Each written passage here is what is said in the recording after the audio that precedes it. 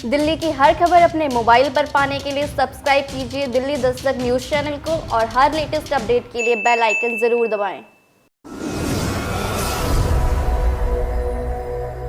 दिल्ली सिख गुरुद्वारा प्रबंधक कमेटी के चुनाव जैसे जैसे नजदीक आ रहे हैं, वैसे ही शिरोमणि अकाली दल दिल्ली और शिरोमणि अकाली दल बादल के बीच आरोप प्रत्यारोप की कवायद तेज हो गई है। जी हां, शिरोमणि अकाली दल दिल्ली के महासचिव गुरमीत सिंह शंटी ने आज यह दावा किया कि कमेटी के करप्शन एवं गुरु की गुल्लक की लूट में पूर्व अध्यक्ष मंजीत सिंह जीके के साथ वर्तमान अध्यक्ष मजिंदर सिंह सिरसा बराबर के दोषी है। इसके सबूत उन्हें हाल ही में हाथ लगे हैं और उन्होंने बताया कि इन सबूतों को वह अदालत एवं जांच अधिकारी को देने ही वाले थे कि मजिंदर सिंह सिरसा को इस बात की भनक लग गई और वह उन पर दबाव बनाने के लिए 3 दिन पहले ही दिल्ली की एक अदालत में एफिडेविट देकर गुरमीत सिंह संटी के ऊपर पूर्व के सब्जी वाले केस को उठाने की कोशिश कर रहे हैं। गुरमीत सिंह संटी ने पत्रकारों को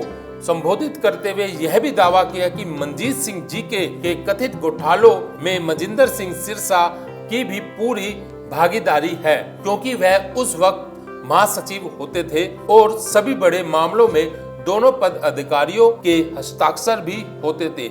इसके नए सबूत उनके हाथ लगे हैं। शंटी के मुताबिक सिरसा ने सभी दस्तावेजों में किए अपने हस्ताक्षर से छेड़छाड़ भी की हुई है और इन सभी दस्तावेजों को लेकर वह बहुत ही जल्द दिल्ली पुलिस के जांच अधिकारी एवं अदालत को देकर एसएफएल जांच कराने की मांग भी करेंगे। के बाद 3 महीने बाद मैं फिर रिमाइंडर डालता हूं, क्योंकि उन 3 महीनों में मुझे और तंग किया जा रहा था, धमकियां दी जा रही थी। फिर मैं डालता हूं रिपीट पुलिस कमिश्नर को, नॉर्थ एवेन्यू पुलिस स्टेशन को, डीसीपी अपना नॉर्थ एवेन्यू को, ये सबके इसका डीडी नंबर है 21A 16/3/2019 कि ये मुझे कह रहे हैं कि तेरे को सब्जी के मैटर में फंसा देंगे। इसमें क्लियर कट लिखा हुआ है सब्जी का मैटर कि तुझे इस मैटर में फंसा देंगे, ये कर देंगे, वो कर देंगे, फलाना।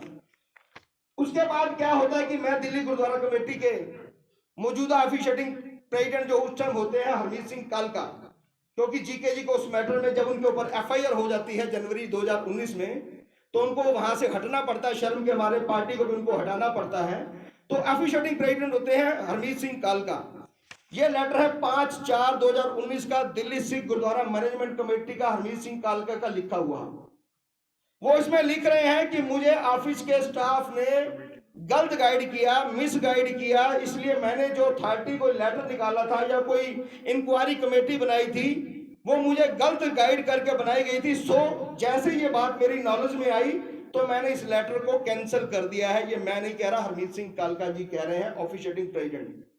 और दूसरी एक बात नोट करने की और है कि तब तक मैंने श्रोमणी अकाली दल बादल ज्वाइन नहीं किया था। ये बात है अप्रैल की।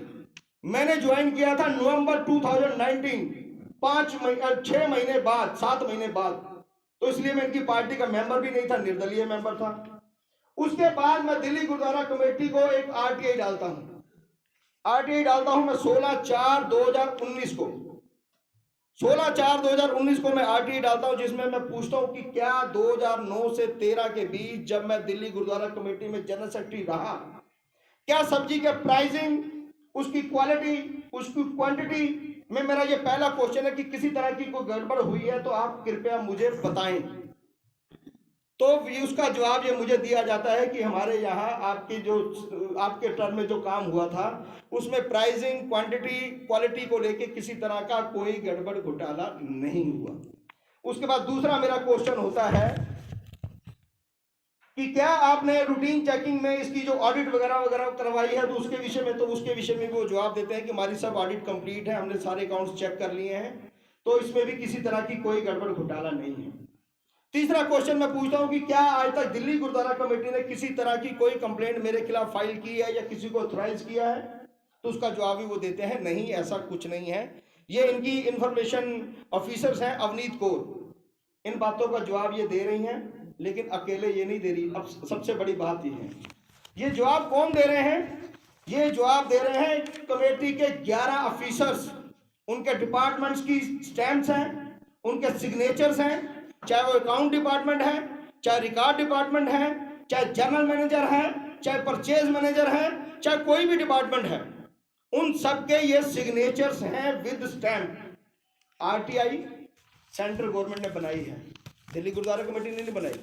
तो आरटीआई एक तरह का सरकारी दस्तावेज हुआ जिसके विषय में आप जो भी जानकारी देते हैं वो सही होनी चाहिए। अगर आप सही नहीं देते तो सबसे पहले तो आपके ऊपर ही एक्शन होता है। उसके बाद इसको लागू मैंने नहीं करवाया। अगर दिल्ली गुरुद्वारा कमेटी ने इसमें सारे 11 ऑफिसर्स ने जवाब दिया तो अब किसकी कितनी मिली भगत होगी, क्या होगा, ये मैं नहीं जानता। मैंने तो आरटीआई से मांगा, उन्होंने मुझे दे दिया।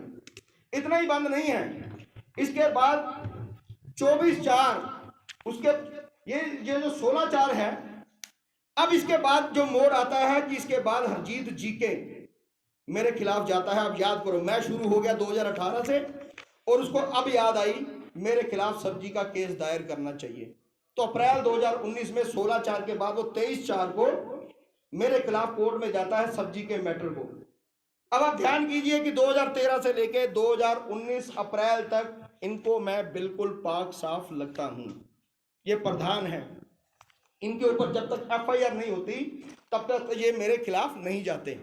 कब जाते हैं? जब एफआईआर हो जाती है, सारी चीजें हो जाती हैं, फिर 23/4 को ये कोर्ट में जाते हैं मेरे खिलाफ केस करने के लिए। हल क्या होता है?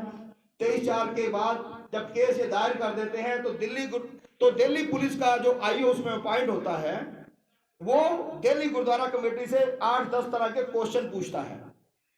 वही जो मैंने पूछे थे उससे कुछ अलग क्वेश्चन वो हटके पूछता है। प्राइस को, क्वालिटी को, क्वांटिटी को, हमारा प्रोसीजर क्या है आपका, आप कैसे सामान खरीदते हो, कैसे सामान बेचते हो, ये 4 पेज का वो क्वेश्चन पूछता है।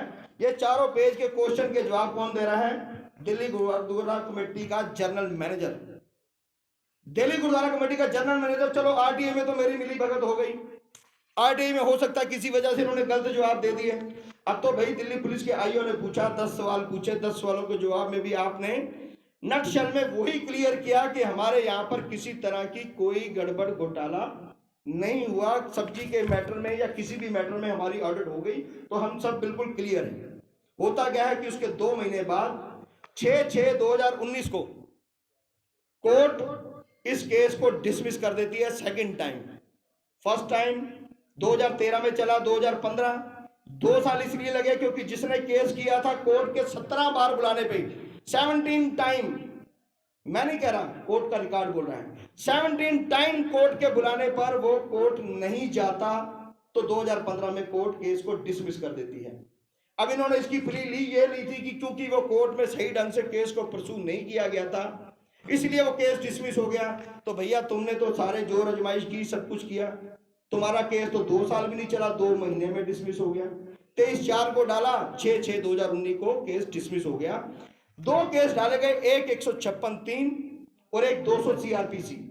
156(3) एक तरह का सरकारी केस होता है, 200 CRPC एक तरह का प्राइवेट केस होता है।